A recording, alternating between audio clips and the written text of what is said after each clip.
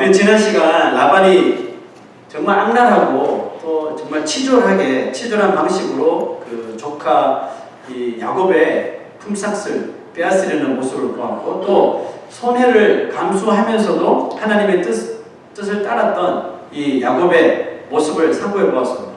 여러분, 그 결과 이 두 사람에게 무슨 일이 벌어졌죠?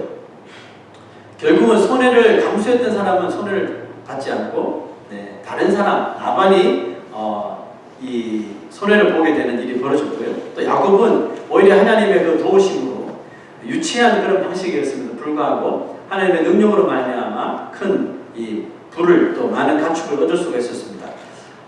그로부터 6년이 더 지나고 야곱은 하나님께서 이제 자신을 아버지의 집으로 돌려보내신다는 그 느낌, 이 사인을 드디어 보게 되는데요. 읽었던 2절 3절 보시죠. 야곱이 라반의 안색을 봅니다. 자기에게 대하여 전과 같지 않아요. 여호와께서 야곱에게 이르시되 네 조상의 땅 내 족속에게로 돌아가라. 내가 너와 함께 있으리라 하신지라. 지금 상태가 안 좋죠. 라반도 그렇고 라반의 이 자녀들도 다 지금 안 좋아요. 왜? 야곱이 너무 잘 되니까 질투가 나서 안 되는 거죠. 자, 보세요. 하나님의 뜻을 야곱이 깨달았어요. 이제 돌아갈 때이구나. 하나님께서 또 가라고 하시니까 깨달은 것까지는 좋았는데 그 하나님의 뜻을 계속 하나님의 뜻대로 이루어지도록 해야 되는데, 야곱은 하나님의 뜻을 알았는데 자신의 방식으로 하나님의 뜻을 이끌었단 말이죠. 자, 이것이 황분이 되었습니다. 어떤 방식으로 이끌었을까요? 보시죠. 야곱은 그 거취를 아람 사람 라반에게 말하지 아니하고 가만히 떠났더라. 그가 그의 모든 소유를 이끌고 강을 건너 길르앗산을 향하여 도망한 지 3일 만에 야곱이 도망한 것이 라반에게 들린지라. 자, 야곱이 원래 이름이 속이는 자잖아요. 속이는 자답게 야곱은 라반이 며칠 걸리면 양털 깎는, 그때는 뭐 집안 모든 사람들이 달라붙어서 양털을 깎는다고 해요. 그 틈을 이용해서 계획적으로 라반을 속이고 줄 행랑을 쳤던 거죠. 라반이 아무리 야곱에게 좀 못되게 굴고 불이익을 준 사람이었음에도 불구하고 어떻게 보면 이 야곱에게 있어서 라반은 생명의 은인과 같은 사람이에요. 가장 힘들 때 형이 자신을 죽이려고 할 때 열이 나 있을 적에 자신을 거둬준 사람이거든요. 그리고 자기의 딸들을 준 장인 어른이잖아요. 그럼에도 불구하고 이런 식으로 작별하는 것은 좀 아닌 것 같다라는 생각이 들었어요. 물론 하나님께서 떠나라는 지시가 분명히 있었고, 또 자신이 라반을 속이고 도망친 이유 또한 뭐라고 이야기했습니까? 내 아내들을 삼촌이 다 빼앗아 갈 것 같아서 이렇게 몰래 빠져나왔다라고 말했지만, 결국 그의 행동은 라반과 원수의 관계를 만드는 그런 통로가 되었다는 것입니다. 하나님께서 야곱이 이런 식으로 가기를 원했을까요? 떠나는 것은 하나님의 뜻이었는데 과연 이런 식으로 떠나기를 하나님께서 원하셨을까요? 가족인데 그렇진 않겠죠.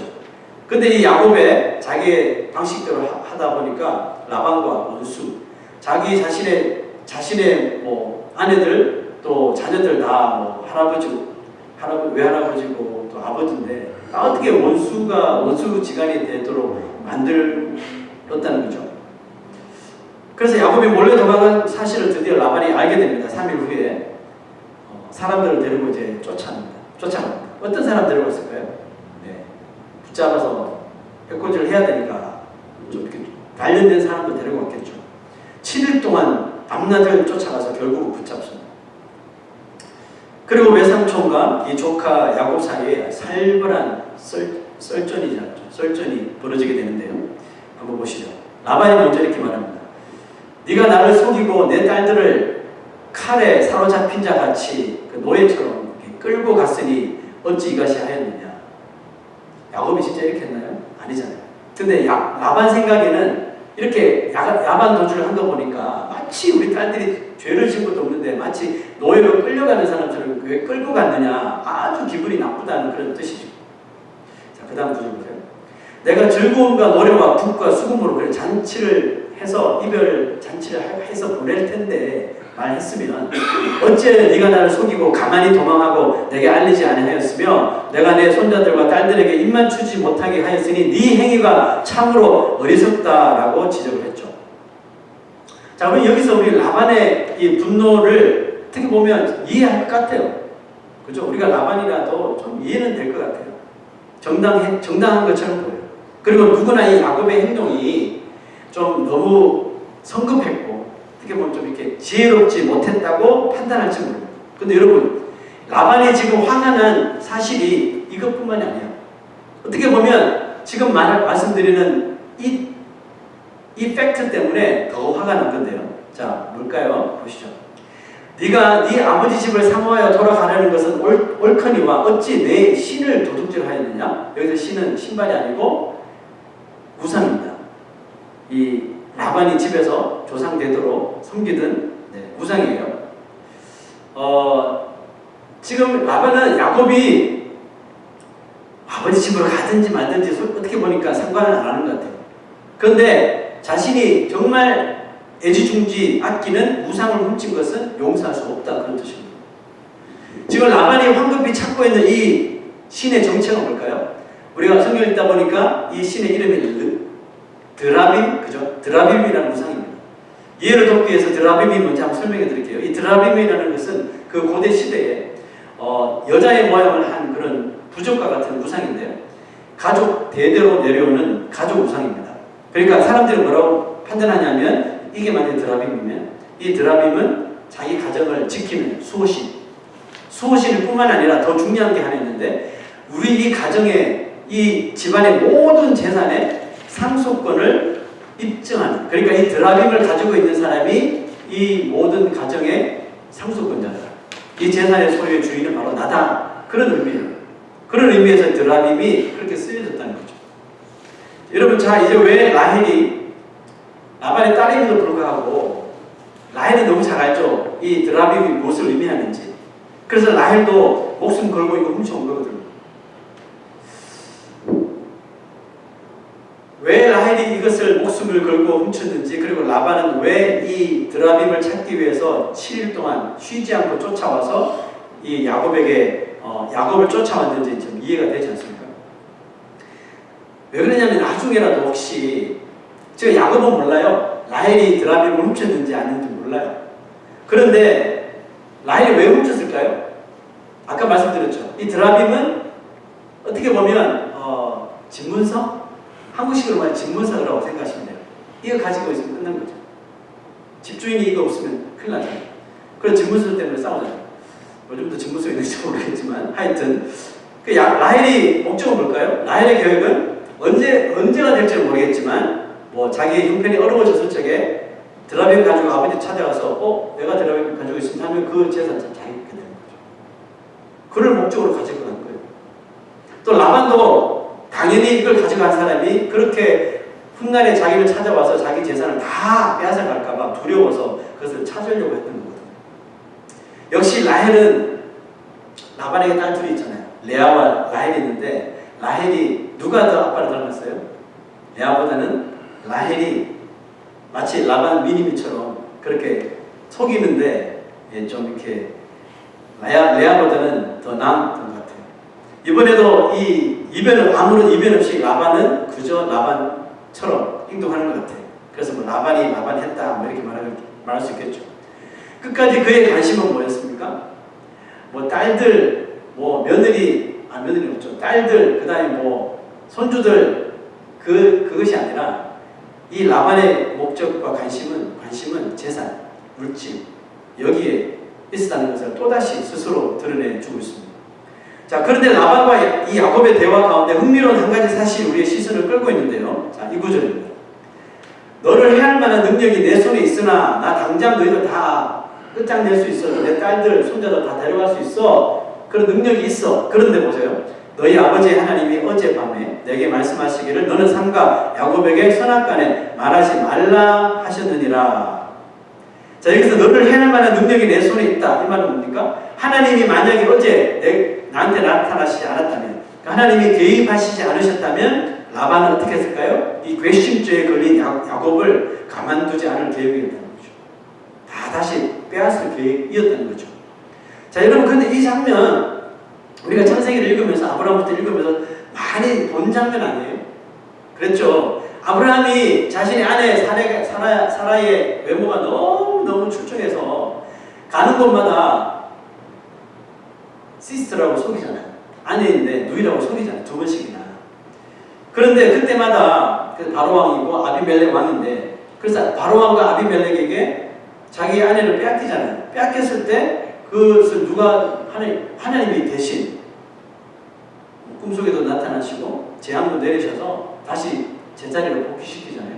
그 구절 한번 볼까요? 자, 20장 3절 보면 하나님이 아비멜렉에게 현몽하시고 그에게 이르시되 네가 데려간 이 여인은 여인으로 말미암아 네가 죽으리니.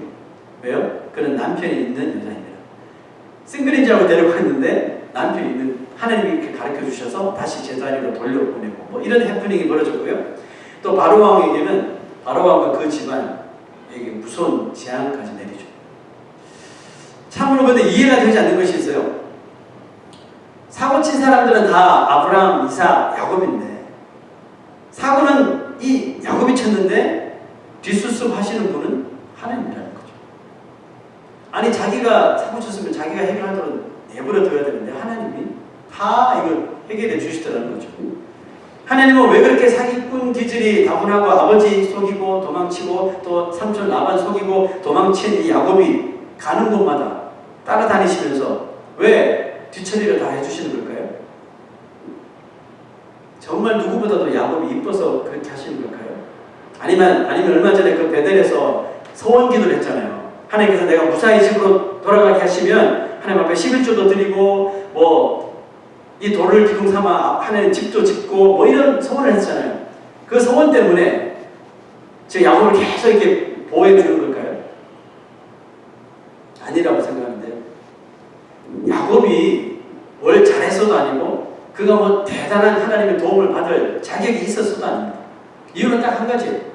이 야곱이라는 인생이 태어나기도 전에, 창세 전에 이미 하나님의 자녀로, 하나님의 백성으로 하나님께서 택하셨기 때문에 그게 그냥 타당한 한 가지 이유입니다. 하나님은 택하신 하나님의 자녀들이 세상에서 어떤 옷을 입고 어떤 옷을 입으며 살아가고 있는지 거기에 관심을 두지 않습니다. 무슨 뜻이냐면 그냥 선하게 몰몰한 선한 자의 옷을 입고 사는 것이 아니라 죄를 짓는 옷을 입고 뭐 사기꾼이 될 수도 있고 또 다른 사람 물건을 훔치는 사람이 될 수도 있고 또 해코지하는 그런 파렴치한이 될 수도 있다는 거죠. 하나님의 백성이 자기가 하나님의 택하심을 받은 구원받은 자녀임을 몰랐을 때는 마음대로 사는 거잖아요. 그렇죠? 마음대로 사는 거잖아요.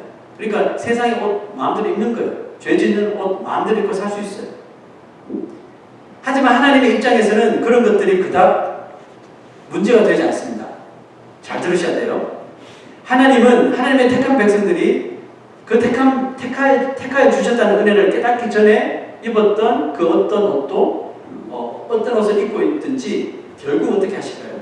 결국은 그들이 입고 살던 옛사람이 옷, 죄에 물든 그 옷들을 하나님께서 야곱을 추격하듯이 쫓아다니시면서 하나하나 그 옷들을 벗겨버리실 것이기 때문에 언제까지요? 그 인생이 하나님의 택함받은 구원받은 인생임을 완전히 깨달을 때까지 계속해서 그 일을 하나님께서는 해주시는 거예요. 그래서 하나님의 약속의 후손들이 아브라함부터 이렇게 보면 아브라함부터 시작하여서 하나같이 죄에 대하여서 너무 미련한 거예요. 죄 짓고 회개하고 또 죄 짓고 회개하고 또 잘못했습니다. 또 죄 짓고 이렇게 해서 반복하고요. 또 이삭처럼 너무나 사람이 유약하고 또 야곱처럼 이렇게 야비한 모습으로 등장하는 거예요. 자, 여러분 우리 가운데 하나님의 택함을 받았기 때문에 우리는 언제나 정말 올바르고 무엇을 해도 올바르고 무슨 행동을 해도 선하고 빈틈없이 정말 하나님의 백성으로서의 의의 길로 살아온 사람이 여러분 있습니까? 이만큼의 틈도 없이 완벽하게 여러분 하나님의 자녀로서의 삶을 마음껏 살아오셨습니까?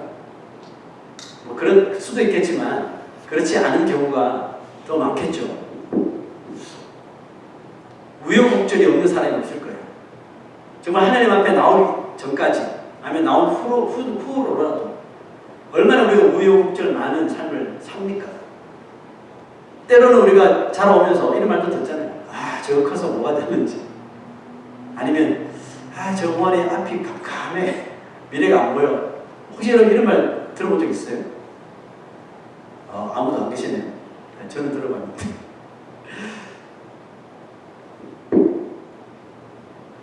예전에는 그런 말 들었어요. 삶이 보니까 별로 소망 없어 보이고 잘난 것도 없고.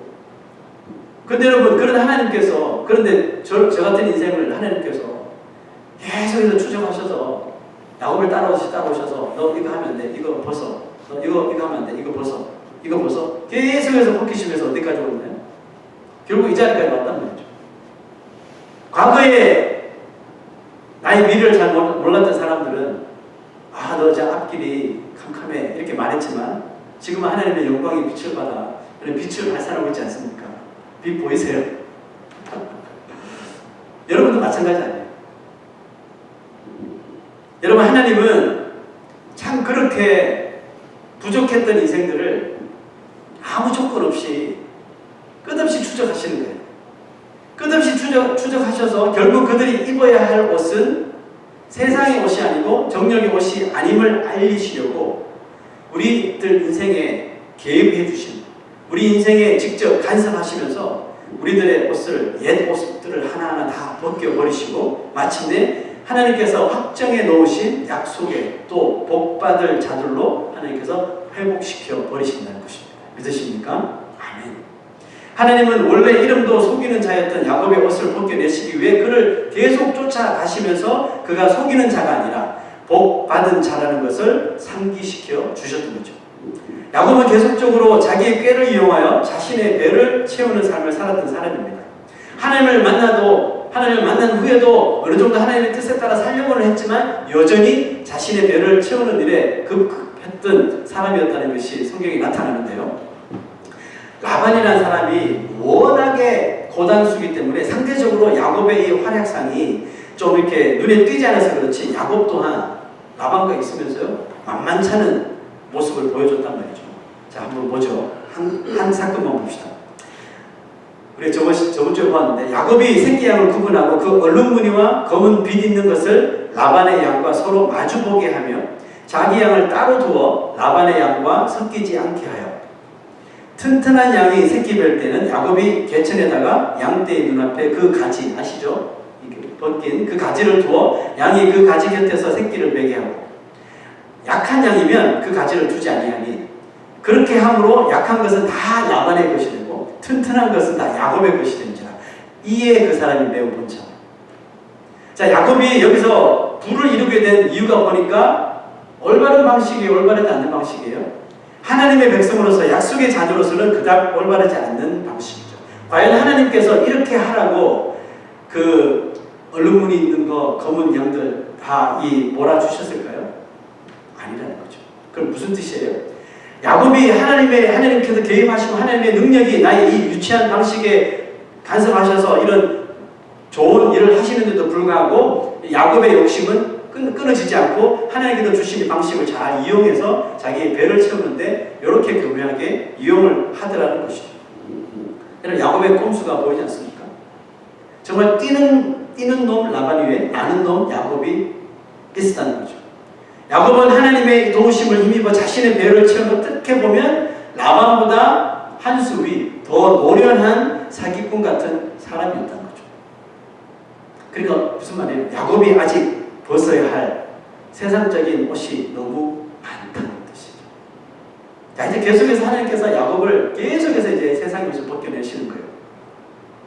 처음에는 무작정 속이는 야곱이었다면 하나님을 만난 후에는 하나님을 이용해, 하나님의 뜻을 이용해 속이는 야곱이 되면서 이런 말 있잖아요. 집어를 개못 준다. 네, 이런 말이 맞는 것처럼 야곱이 살았다는 겁니다.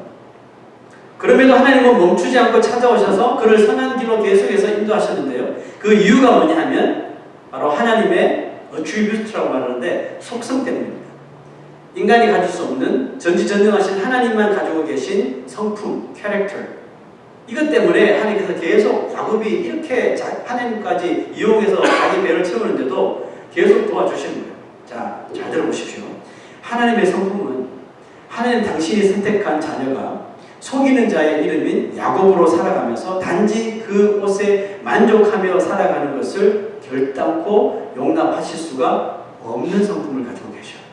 이게 하나님의 캐릭터예요.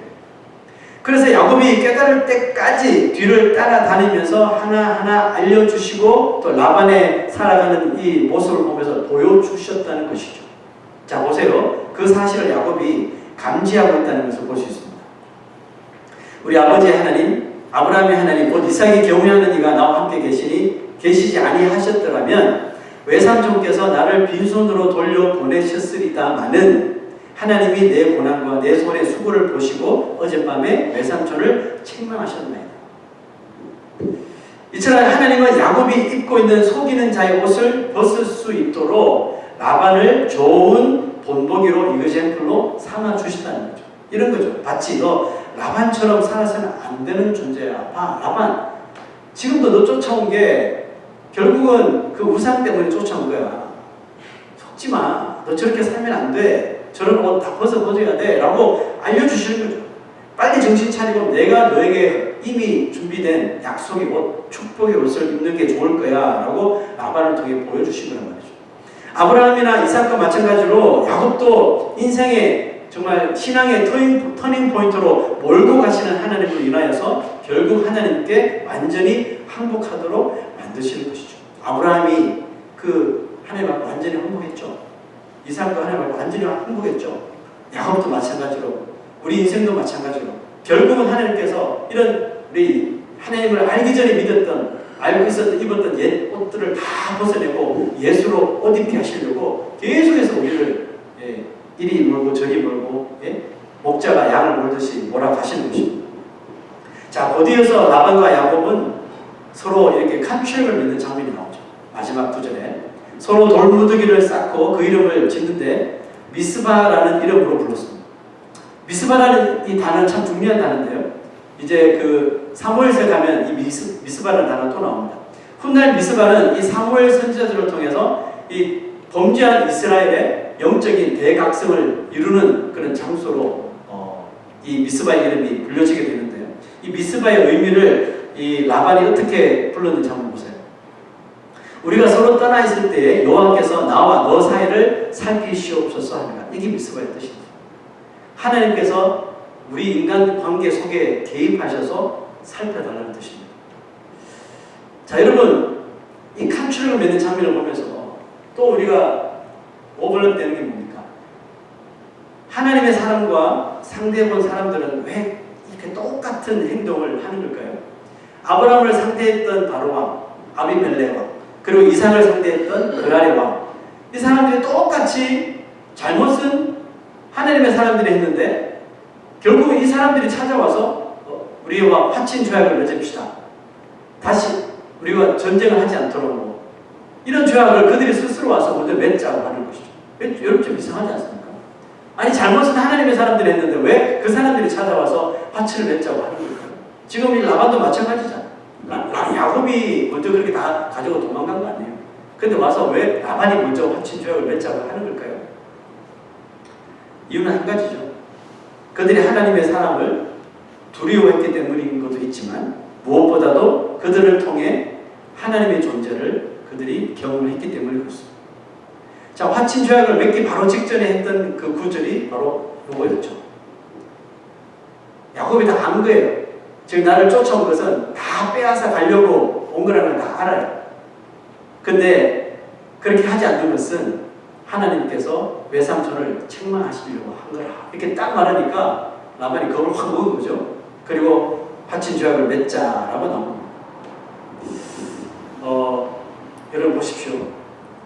하나님의 택함받은 자녀들의 삶, 자녀들이 살아가는 길을 하나님께서 이렇게 좀 어떻게 보면 말끔히 정리해 주신다는 것을 여러분 느낄 수 있지 않습니까? 지금 라반과 야곱의 관계가 20년의 관계가 절대로 좋은 관계는 아니잖아요. 지금 원수가 될 정도까지의 관계까지 치달았단 말이죠. 이런 관계를 하나님께서 마지막에 말끔히 싹 정리해 주셨어요. 그래서 라반이 말한 거예요. 여호와께서 너와 나 사이를 살펴달라. 내가 너를 해하지 않고 네가 나를 공격해오지 않고 하나님께서 중간에서 다 경계선에서 우리를 지켜달라고 화친을 맺자 이렇게 말한 거예요. 여러분 라반과 이 야곱의 스토리가 오늘 여기서 끝나는 거거든요. 근데 이게 무슨 엔딩입니까? 해피엔딩으로 끝난 거죠. 그 다음부터 보면 이제 라반이 자기 딸들한테 입 맞추고 손자들한테 입 맞추고 저 음식을 먹고 그래서 예배를 드리고 빠이빠이 하면서 아주 좋게 헤어졌단 말이죠. 이런 엔딩이 있을 줄 알았을까요? 상상도 못했어요. 야곱도 도망쳐 나왔을 때는 다시는 라반을 보지 않을 것처럼 해서 도망 나왔거든요. 근데 하나님께서 야곱이 꼼수를 부리며 이렇게 도망치듯이 나왔지만 하나님께서 라반으로 하여금 추적하게 해주셔가지고 이런 화친 조약을 맺으면서 아주 멋있는 아름다운 해피엔딩으로 마무리 딱 시켜주시는 거죠. 보세요 여러분, 하나님께서 이렇게 하나님의 택함받은 백성들의 길을 이렇게 말끔하게 정리해 주신다니까요. 여러분 오늘 말씀을 통해서 주시는 어떤 인사이트가 분명히 있을 텐데 그거 한 가지만 여러분 캐치하시면 돼요. 오늘 말씀을 통해서 주시는 인사이트가 뭘까요? 라반과 야곱을 통해서 주시는 인사이트가 있습니다. 결국 모든 인간관계의 화평과 평안의 열쇠는 우리 인간이 가지고 있는 것이 아니라 하나님께 있음을 깨달아야 한다는 뜻이에요. 아멘입니까? 우리가 여러분 엔딩 이렇게 맺으려면 이렇게 안 됩니다. 야곱처럼 엔딩을 맺었다고 가정해 보십시오. 하나님이 개입하지 않으셨다. 무슨 일이 벌어졌을까요? 야곱 다 뺏겠습니다. 불보듯 뻔하죠.